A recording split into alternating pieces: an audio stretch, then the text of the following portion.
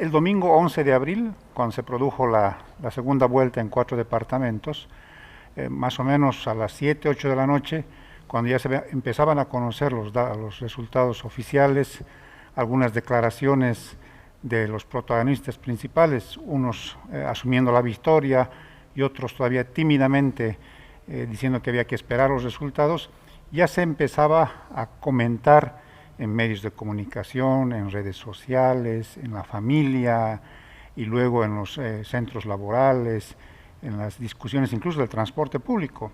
A partir del domingo en la noche y durante el lunes, martes, no había tema de conversación en el país que no fuese la derrota electoral del MAS. Mucho más porque don Evo Morales y otras figuras del movimiento al socialismo dieron cuenta de la derrota, del descalabro electoral del MAS.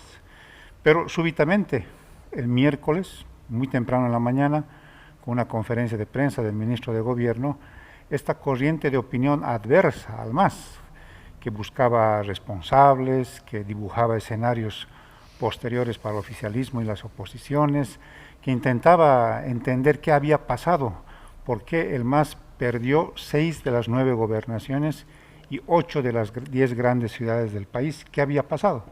Pero toda esta corriente de opinión adversa se frenó y súbitamente cambió el foco de atención de la ciudadanía hacia un hecho inesperado, que fue la detención del entonces ministro de Desarrollo Rural y Tierras.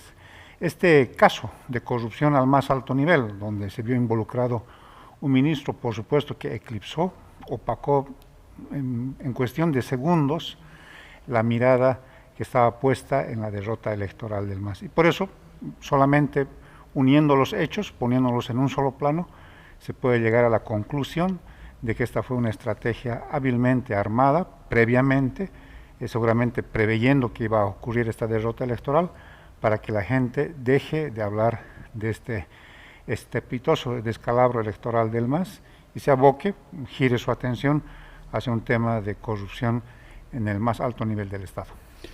Y obviamente me parece realmente muy válido tu análisis y ahí te haría dos preguntas. ¿Cómo es que, por así decir, todos caemos en la trampa, por así decir, y nos dejamos llevar por esta maniobra distractiva que en tu mismo artículo comentas que no es algo nuevo, es algo que este gobierno y otros gobiernos también lo vienen haciendo reiteradamente? Pero al mismo tiempo me gustaría si pudieras también compartirnos tu análisis sobre esa derrota del oficialismo, que fue justamente el análisis que ellos tratan de evitar y de cortar en los medios de comunicación y que durante los primeros 2 días después de la segunda vuelta se venía dando. Todos caímos en realidad en la trampa que establece el gobierno, porque es un hecho muy repudiado por la gente.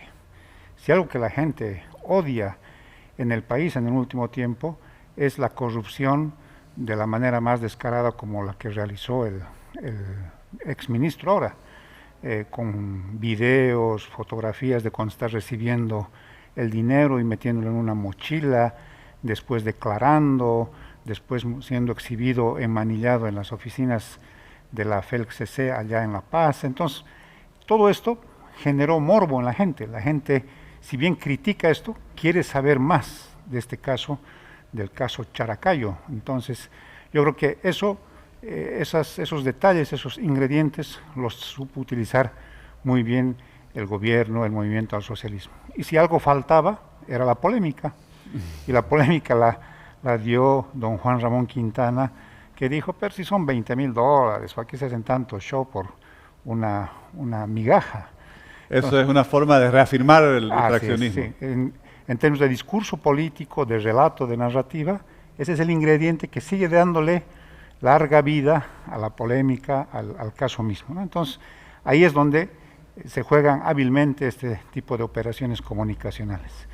Pero en el fondo, y es muy importante tu pregunta, en el fondo la gente se sigue preguntando qué pasó con el MAS.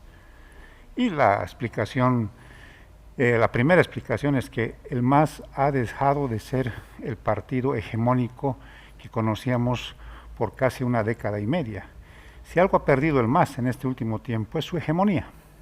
esa hegemonía dura, casi monolítica, autoritaria, tiránica, ha comenzado a resquebrajarse por errores del propio MAS, pero sobre todo por decisiones inentendibles en el último tiempo. Separar a la señora Eva Copa, enfrentar a otros dirigentes que vienen del MAS, como el actual gobernador de Chuquisaca. Entonces dan cuenta de que son errores que han hecho que la conclusión sea simple. El MAS dejó de ser ese partido hegemónico y quizás ahora la mirada tiene que estar puesta en la renovación desde dentro del MAS y también de las organizaciones políticas de la oposición.